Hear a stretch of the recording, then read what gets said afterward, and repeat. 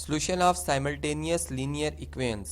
Basically हमने देखना ये है कि हमारे पास जो साइमल्टेनियस लीनियर इक्वेशंस हैं उनको सॉल्व किन किन मेथड से किया जाता है। तो इस तरह से है कि the simultaneous linear equations can be solved by the following methods. इनको इसका हल जो हम इन तीन तरीकों से यानी निकाल सकते हैं। इसमें जो हमारे पास पहला मेथड आता है वो जी बाय सब्स्टिट्यूटिंग द वैल्यूज़ का है। सेकंड जो है वो बाय कंपैरिजन मेथड है और थर्ड वन जो है वो बाय इक्वेटिंग द कोफिशिएंट्स है। बेसिकली इन तीनों मेथड्स को हम वन बाय वन डिस्कस करेंगे अपने नेक्स्ट लेक्चर्स में, जिसमें हम ब्रीफली देखेंगे कि सब्स्टिट्यूशन मेथड क्या होता है, कंपैरिजन मेथड क्या होता है और इक्वेटिंग द कोफिशिएंट्स मेथड क्या होता है।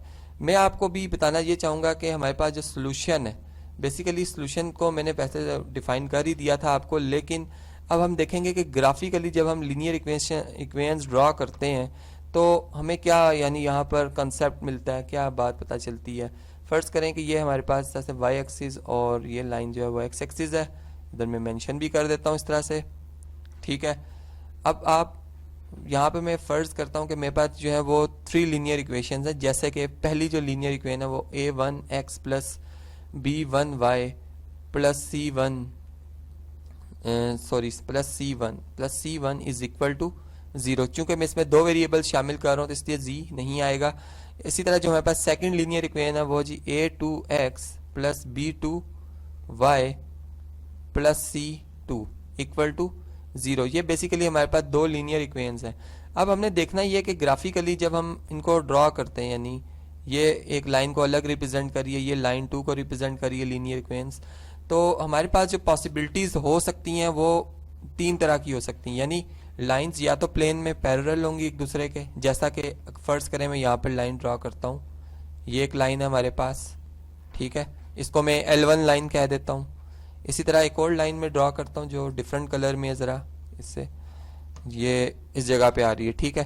तो ये जो अब लाइन है हमारे पास ये पैरेलल होगी है किसके जी, लाइन 2 के साथ, यानी लाइन 1 और लाइन 2 आपस में पैरेलल है। और क्या कंडीशन होती है कि इनके दरमियान जो परपेंडिकुलर डिस्टेंस होता है वो हमेशा बराबर रहता है, यानी ये लाइंस कहीं भी इंटरसेक्ट नहीं करेंगी। तो इनका जो सोल्यूशन सेट होगा इन लाइंस के लिए, जो सोल्यूशन सेट होगा हमारे पास वो एम्प्टी सेट आएगा, ठीक है। यानी यहाँ पे कोई पॉइंट हमें नहीं मिलेगा जो इनमें कॉमन पॉइंट होगा। इसी तरह जो हमारे पास सेकंड जो पॉसिबिलिटी बनती है वो ये है कि एक लाइन जो है वो इनके इसके साथ, यानी लाइन सपोज मैं L3 ड्रॉ करता हूँ, लाइन 3 इस तरह से जा रही है। अब लाइन 3 और लाइन जो आपके पास 2 है ये आपस में इंटरसेक्ट कर रही हैं और इनका जो पॉइंट ऑफ इंटरसेक्शन है वो एक ही है, यहाँ पर नज़र आ रहा है हमें, ये P पॉइंट है जिसका x और y कोऑर्डिनेट्स आ रहे हैं यहाँ पर। तो बेसिकली यहाँ पे हमने देखा कि लाइंस जब इंटरसेक्ट करती हैं तो एक पॉइंट पे भी इंटरसेक्ट कर सकती हैं। अब हमारे पास एक और पॉसिबिलिटी भी आती है कि फर्ज करें एक हमारे पास लाइन है जो कि कोइंसिडेंट है, यानी यहाँ पर मैं एक लाइन ड्रॉ करने जा रहा हूँ जो कि कोइंसिडेंट होगी लाइन 1 के लिए इस तरह से।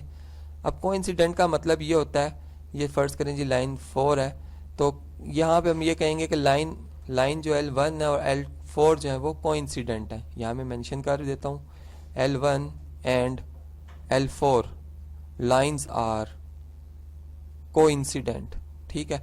अब इसमें क्या होगा कि इनफाइनाइट नंबर ऑफ जो पॉइंट्स हैं वो इन पे लाई करेंगे, यानी जितने पॉइंट्स लाइन 1 के हैं वो सारे के सारे लाइन 4 पे आ जाएंगे और इनका जो सोल्यूशन सेट होगा उसमें infinite number of order pairs आएंगे। यहाँ पे हम लिखेंगे infinite number of order pairs और उसका रीज़न आपको भी मैंने बताया है। तो ये हमारे पास जो है वो आपने देखा कि जब लाइंस इंटरसेक्ट करती हैं तो वो उनमें पॉसिबिलिटीज़ जो हैं वो दो तरह की आ रही थी, या तो एक पॉइंट पर इंटरसेक्ट करेंगी या ओवरलैप भी कर सकती हैं, ठीक है। और दूसरी बात यह कि या वो पैरेलल हो, तो उस केस में हमारे पास जो सोल्यूशन है वो एम्प्टी सेट आएगा। तो ये हमारे पास solution of simultaneous linear equations था, जिसको जब हम बाय यानी यहाँ पर substituting the values, comparison method और इक्वेटिंग द कोफिशिएंट मेथड करेंगे तो हमारे पास इस तरह के सोल्यूशंस पॉसिबिलिटी है कि आ सकते हैं।